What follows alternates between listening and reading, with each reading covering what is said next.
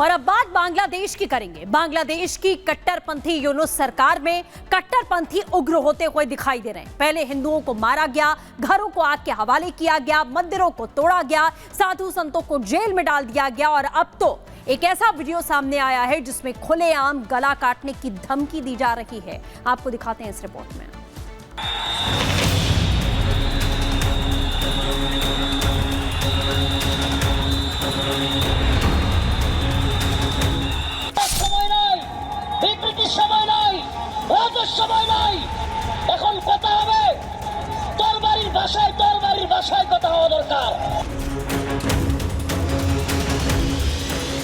बांग्लादेश में हिंदुओं और सनातनियों की स्थिति क्या है, किन हालातों से वो जूझ रहे हैं?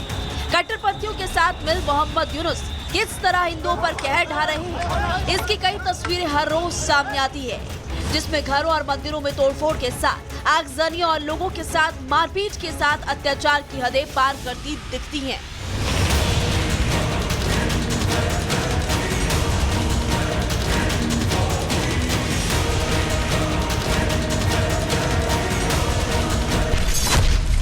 यूनुस सरकार हिंदुओं पर अत्याचार के सारे रिकॉर्ड्स तोड़ चुकी है। अब खुलेआम धमकियां भी दी जा रही है। ये वीडियो सामने आते ही यूनुस सरकार की कट्टरपंथी सोच एक बार फिर से एक्सपोज हो गई है।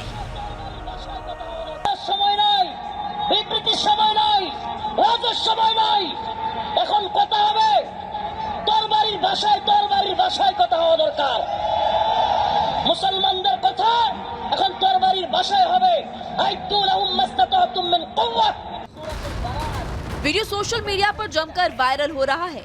अगर आप वीडियो में दिख रहे शख्स की गिरफ्तारी की उम्मीद कर रहे हैं तो ये बड़ी भूल होगी, क्योंकि बांग्लादेश में यूनुस सरकार ने हिंदुओं के खिलाफ बर्बरता का मोर्चा खुद ही संभाला हुआ है, क्योंकि इससे पहले भी इस तरह की वीडियो सामने आ चुके हैं, लेकिन कार्रवाई के बजाय मोहम्मद यूनुस चुप्पी साधते नजर आए हैं।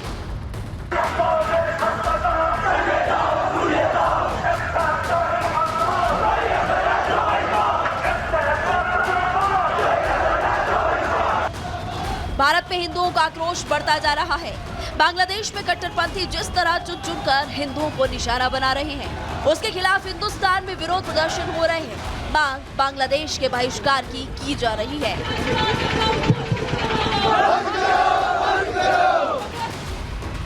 इधर खुलेआम मिल रही धमकी वाले वीडियो को शेयर कर महंत रामदास ने इसे हैरान कर देने वाला बताया और यूनुस सरकार पर कई गंभीर सवाल भी उठा दिए हैं। हिंदुओं के खिलाफ हिंसा और बर्बरता को लेकर दुनिया भर में यूनुस सरकार की थू-थू जरूर हो रही है, लेकिन उसकी परवाह मोहम्मद यूनुस को नहीं है, क्योंकि वो भारत विरोधी एजेंडा लिए चीन और पाकिस्तान को खुश करने में जुटा है। Bureau report, Republic Bharat.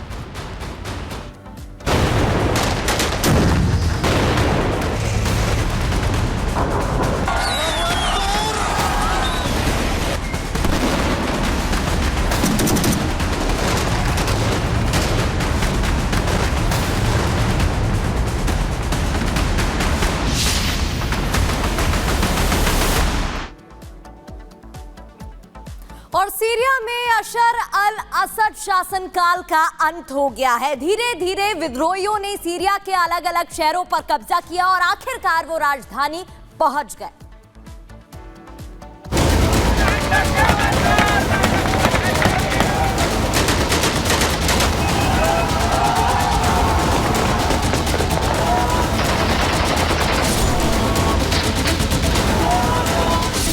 सड़कों पर विद्रोही, सरकारी इमारतों पर धावा, 5 शहरों पर कब्जा और पूरा देश हिंसा की चपेट में।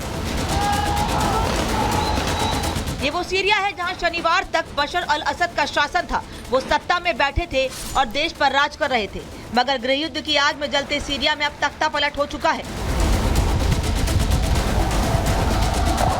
विद्रोहियों ने ऐसा कहर ढाया कि एक देश में फिर सत्ता बदल चुकी है, क्योंकि सीरिया के राष्ट्रपति बशर अल असद देश छोड़कर भाग चुके हैं। खबरों के मुताबिक सेना ने असद के देश छोड़ने की पुष्टि करते हुए कहा कि राष्ट्रपति की सत्ता खत्म हो चुकी है।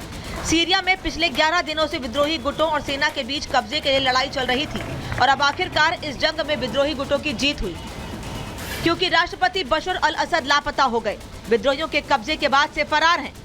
प्रधानमंत्री ने विद्रोहियों के आगे सरेंडर किया। राजधानी समेत 5 शहरों पर विद्रोहियों का कब्जा, सरकारी इमारतों, फाइटर जेट पर भी कब्जा। यानी वही हो रहा है जो कुछ दिन पहले बांग्लादेश में हुआ था। उससे पहले ऐसे हालात दुनिया ने श्रीलंका में भी देखे थे। तीनों देशों के हालात अलग थे मगर अंजाम एक जैसा। असद के देश छोड़ने के बाद सीरियाई पीएम ने विद्रोहियों को सत्ता सौंपने का प्रस्ताव दिया है। पीएम मोहम्मद गाजी अल जलाली ने एक वीडियो में कहा है कि वो देश में ही रहेंगे, जिसे भी सीरिया के लोग चुनेंगे उसके साथ मिलकर काम करेंगे।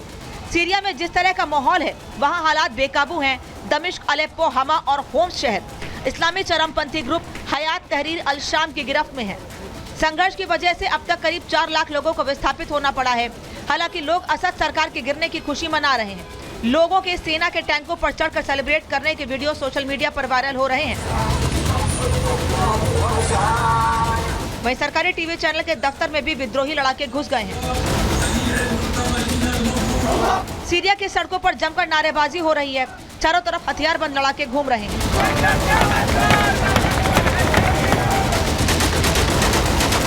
इस बार काफी हद तक ओपनली जो विद्रोही थे, जो डेमोक्रेटिक विद्रोही थे, उनके साथ खड़ा था यूएसए ओपनली। पहली बार ऐसा हुआ है कि जहां यूएस के भी जहाज जाकर सीरिया में अटैक कर रहे थे। साथ ही साथ जिस तरह की सपोर्ट ऑन ग्राउंड जो डीप स्टेट के तौर पर दी जाती है, उसने कोशिश करी और वीक कर दिया असद सरकार को इंटरनली, उसके अपने लोगों द्वारा। सो ओवरऑल अगर देखा जाए तो यस, यूएसए की इन्वॉल्वमेंट के बिना मुझे नहीं लगता कि सीरिया की गवर्नमेंट ऐसे गिर जाती और उनके प्रेसिडेंट को जाना पड़ता। और चलिए यहाँ रुक रहे हैं एक छोटे से ब्रेक के लिए। ब्रेक के उस पार आपको दिखाएंगे पुणे में लपटों की विनाश लीला। क्या है पूरा मामला, एक छोटे से ब्रेक के बाद।